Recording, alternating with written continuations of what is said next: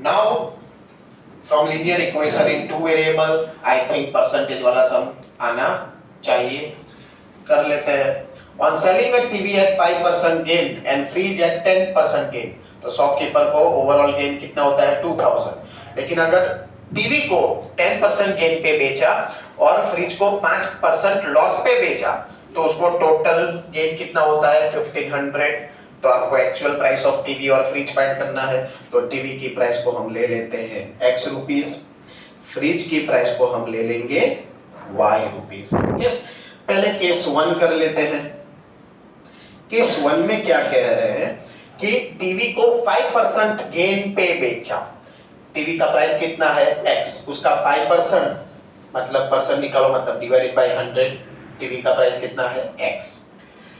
Fridge 10% gain, fridge का भाव कितना है y, उस पे 10% मतलब 10% को निकाला मतलब डिवाइडेड बाय 100 y रुपीस। दोनों गेन है, क्या होगा plus is equal to total profit कितना हो गया 2000। ओके, डिनोमिनेटर सेम है तो क्या उसको हम डायरेक्ट ऐसे लिख सकते हैं? हाँ लिख सकते हैं, 5x plus 10y whole upon 100 is equal to 2000। Yes और नो?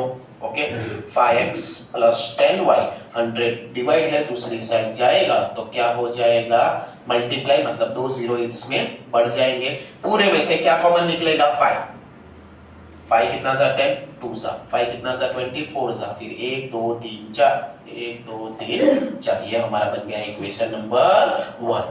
केस 2 की बात करते हैं। केस 2 में क्या बोल रहे हैं कि टीवी को बेचा 10% गेन पे। ओके, टीवी की प्राइस x है, 10% गेन, परसेंट को निकाला अपॉन 100, टीवी की प्राइस कितनी थी x। और फ्रिज को बेचा 5% लॉस, 5% को निकाल दिया अपॉन 100, फ्रिज की प्राइस कितनी है y, मतलब 5 अपॉन 100y। ये लॉस है बच्चों, तो इधर हमको प्लस नहीं करना है, प्रॉफिट में से लॉस प्लस नहीं होता, प्रॉफिट में से लॉस क्या होता है माइनस होता है। तो वो ओवरऑल आपका हो गया कितना 1500। ये वाला स्टेप बच्चों याद रखना, प्लस नहीं आएगा माइनस आएगा क्योंकि ये लॉस है not profit. 10x minus 5y whole upon 100 is equal to 1500। yes or no?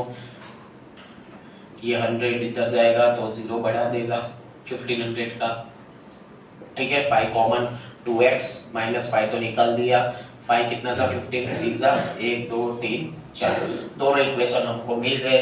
दोनों को सॉल्व करना है, एक का कोएफिशिएंट हमको एलिमिनेशन मेथड से सॉल्व करना है, तो कोई एक का कोएफिशिएंट सेम लाना पड़ेगा। ये इक्वेशन को मैं मल्टीप्लाई बाय 2 कर देता हूं, तो देखो 2 2 जा 4x minus 2y is equal to 2 3 जा 6, और ये इक्वेशन एज इट इज हम लिख देंगे। Minus 2y plus 2y cut, 4x plus x 5x, 60,000 और 40,000 कितना हुआ 1 लाख, तो x कितना हुआ 1 लाख डिवाइडेड बाय 5 कितना हुआ 20,000, मतलब टीवी की प्राइस कितनी है, ये छोटे इंच वाला टीवी है 20,000 रुपए का है, ठीक है। 20,000 रुपए किसी में भी डाल दो, खुद के खाते में भी डाल दो, चलेगा, एंजॉय करो। चलो हम एक इक्वेशन में डाल देते हैं, x plus 2y is equal to 40,000।